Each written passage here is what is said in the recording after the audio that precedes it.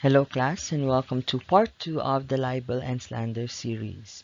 I hope you had the time to watch part 1 before you watch this video, and I apologize in advance for any audio disturbances and for not being with you on screen. So on part 1, we have discussed the nature of libel and slander and its jurisdiction. Apil lang dito ang reason why libel is punishable, how it is prosecuted, and the venues for filing a libel case. We have also discussed the people liable for libel and the people who can file a libel case. Now in this lesson, we will tackle the 4 essential elements of libel. These are namely, number 1, the imputation must be defamatory. Number 2, the imputation must be made public. Number 3, the imputation must be malicious. And finally, the person defamed must be identifiable. So these are the 4 essential elements of libel. Take note, class, that the word essential is there for a reason. This is because if one of these elements are absent, then it is very hard to validate or incriminate someone of libel. But if every one of these elements are present, then the court will rule for libel against the defending party. So let's tackle each essential element one by one. The first one being defamatory imputation. So basically the imputation written or said must be defamatory. So in defining what kind of imputation can be defamatory, we go back to the definition of libel as provided by the RPC, or the Revised Penal Code. So crime allegedly committed by the offended party, vice or defect, real or imaginary, of the offended party, or any act, omission, condition, status of circumstances relating to the offended party which tend to dishonor, discredit, or contempt of a natural or juridical person, or to blacken the memory of one who is dead. So, the imputation of a crime, one example of this, class, is when an article calls the offended party a swindler for having used public funds in building his mansion. So the article imputes the crime of estafa on the offended party. Another example is when an article calls the offended party a murderer or a bigamist, or has enriched himself in office, or has engaged in influence peddling, or similar criminal acts that tend to cause the dishonor, discredit, and contempt of the complainant. So all of these are punishable by Article 353 of the Revised Penal Code, which defines libel. So defamatory imputation need not be expressed in specific terms.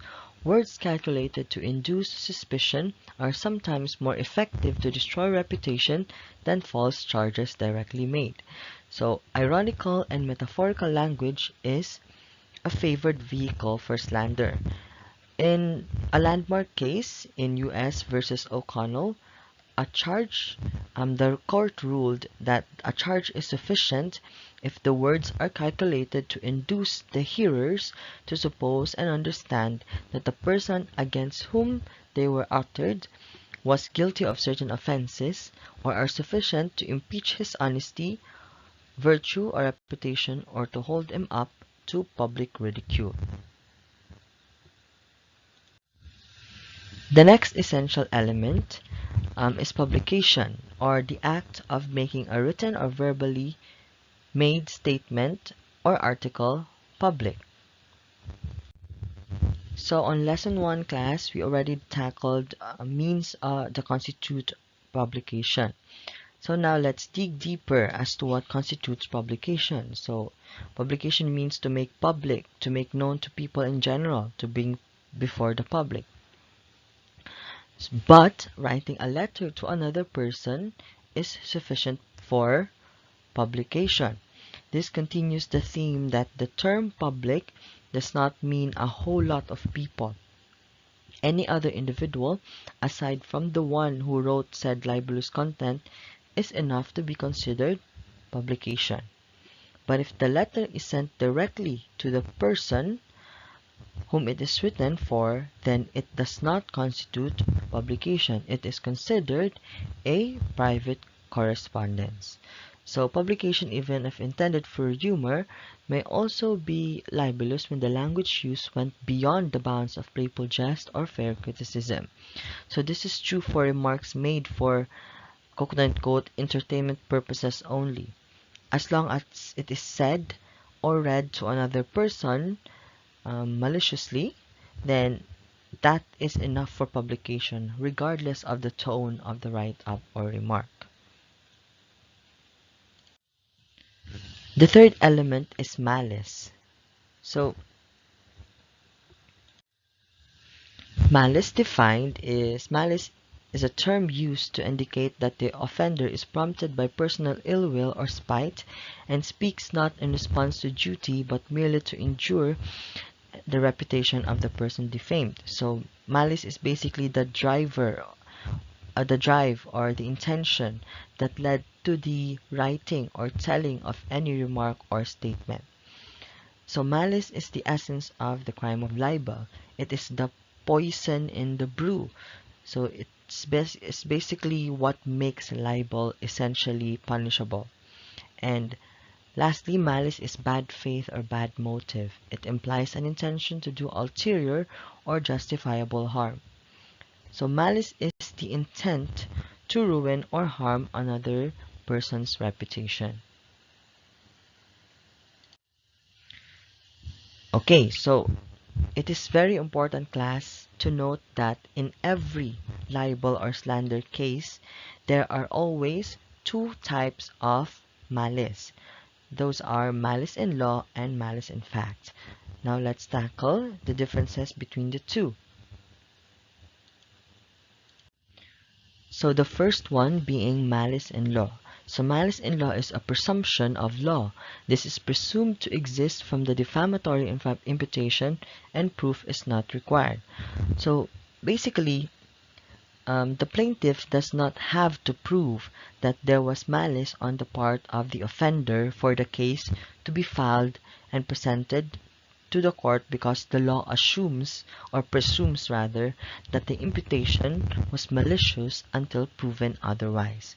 On the other hand, the defendant or the offender has to prove that there is no malice through providing evidence or proof that they are merely stating what is true, and or if it was published with good intentions, and that there was a justifiable motive for making it para ma-acquit sila from the case, for them to be acquitted from the libel case. So malice in law is basically what makes sure that anyone need not prove malice first to have their case heard, because the law presumes there is malice in law in every imputation presented to the court unless it is proven otherwise. Moreover, it is granted malice in law is granted in view of the grossness of the imputation. It is also known as constructive, legal, or implied malice. So malice in law is always granted in view of the grossness or the disrespect or vulgarity of the statement. The other type of malice that is always present in every libel or slander case is the malice in fact. So malice in fact is a positive desire and intention to annoy or injure. It may denote that the defendant was actuated by personal ill will or personal spite. It is also known as express, actual, real, true, or particular malice. So what these three statements say is that malice in fact is proven malice. So this is shown through proof of ill will or purpose to injure. So consequently, when there is malice in fact, justifiable means or good motives cannot exist. Therefore, the imputation becomes actionable by law and libel is then ruled by the court. Okay, So now that we know what are malice in fact and malice in law, we proceed to how each of these kinds of malice is proved. The first one being malice in law. So, according to Article 354 of the Revised Penal Code, malice in law is presumed from a defamatory imputation. Proof of malice is not required because it is presumed to exist. Thus, when the imputation is defamatory, the prosecution or the plaintiff need not prove malice on the part of the defendant.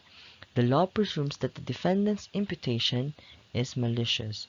So basically, these are reiterations of what I said earlier, that malice in law is presumed by law, and that the plaintiff need not prove malice exists in the imputation before a case is accepted, because the law will presume that the statement is malicious unless proven otherwise through proof provided by the defendant. Other notes in malice in law is that malice in law is not necessarily inconsistent with an honest or even laudable purpose. For that reason, even if the publication is injurious, the presumption of malice disappears upon proof of good intention and justifiable motive. Meaning, malice in law does not presume good or bad intention, only that what is said is malicious. The intent is yet to be proven. And once it is proven that there is good motive or intention, malice in law disappears, and as well as the possibility for a malice in fact, because proven good intention and justifiable motives clears the imputation, even if it is injurious, especially when even if especially when the injurious publication is truthful or honest or merely stating facts. Then good intention and justifiable motives, the presence of those, clears the imputation. But where malice in fact is present, justifiable motives cannot exist and the imputations become actionable. So technically this is what I said earlier, that if malice in fact is present, good motives cannot exist.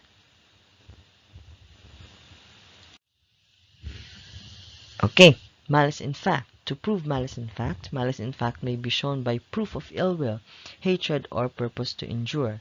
Where malice in fact is present, justifiable motives cannot exist and the imputation becomes actionable. The plaintiff must bring home to the defendant the existence of malice as the true motive of his conduct. So to prove malice in fact, the plaintiff or the offended party, the one who presented the case to the court, must bring home to the defendant the existence of malice as the true motive of their conduct to prove malice in fact. This can be done through providing evidence or actual scenarios that may have led the offender to act against the plaintiff out of ill will or spite. The last essential element for libel is identifiability, or the person who is defamed shall be identifiable. Okay, the person defamed must be identifiable. So for a libel suit to prosper, it is essential that the victim is identifiable, although it is not necessary that he be named. So it is not necessary for a name to be dropped to constitute identifiability. Enough nananai information given that would lead a reader to identify a person based on the information given. It is enough if the intrinsic reference, the allusion is apparent, or if the publication contains matters of description or reference to facts and circumstances from which others reading the article may know that the plaintiff was intended. So, any hints on the person is enough to constitute identifiability, especially if ma-point out ang affiliations niya or connections, or even physical appearance or features niya that will lead a person who might know him or her to understand that the article was talking about him or her. Okay? And lastly, or if he is pointed out by extraneous circumstance, so that persons knowing him could and did understand that he was the person referred to. So does not merely mean na nasabtan sa isa ka tawo nga mao gyud ni siya ang ginapasabot. Dapat mapatunayan gyud niya na the imputation is talking about him or her, for identifiability to be constituted. So this is very common in tabloids class, mga blind items that correlates a person or makes claims about a person nga na-involve sa isa ka circumstance, like an artista na nabuntis or anything like that, as or a public official about a certain place. As long as the people who know the offended party can point out that the article with libelous contents talks about the offended party, then that suffices identifiability. Okay? So it is important to note, class, that whether you are a public or a private person, you have the constitutional rights to an honest reputation. Any acts that besmirch this right, including libel, can be actionable in Philippine courts. And that's it for part 2 on the essential elements for libel. See you on the next one, on the last part, which will tackle the defenses for libel. Thank you for listening and God bless.